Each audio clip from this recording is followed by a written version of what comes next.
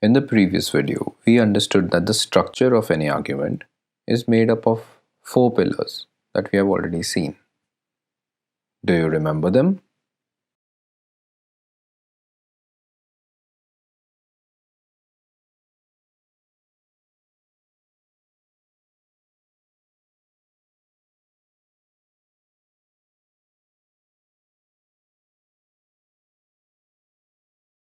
Now let's look at the most common flaws in reasoning, which, if you understand and keep in mind, will help you solve critical reasoning questions in a jiffy. One of the most commonly seen flaws in people's critical reasoning is the association causation flaw. The association causation flaw refers to thinking that an event is the cause of another merely because it precedes the other event chronologically.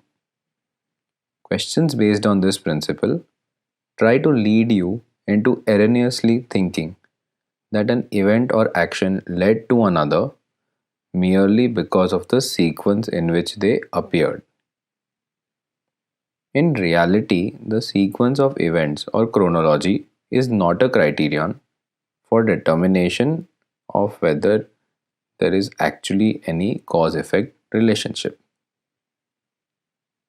For example, consider the statement: major Asian countries got independence after the end of the Second World War.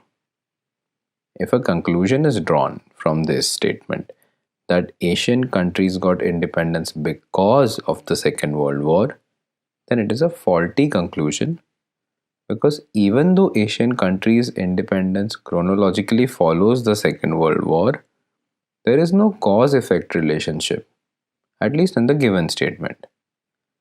Hence, based on the given statement alone, it would be faulty to draw the conclusion that Asian countries got independence because of the Second World War.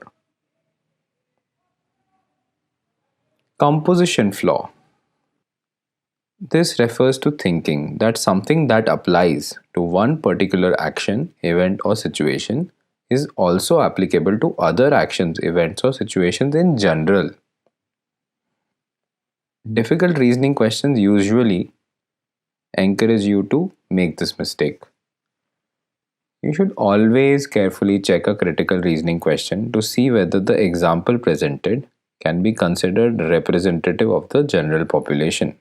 That is, you should verify whether you can logically extrapolate from the given example to the general. Read the statement below. For example, in the statement, I have seen 5 road jams today. All of them were caused by women drivers coming on the wrong side of the narrow lane.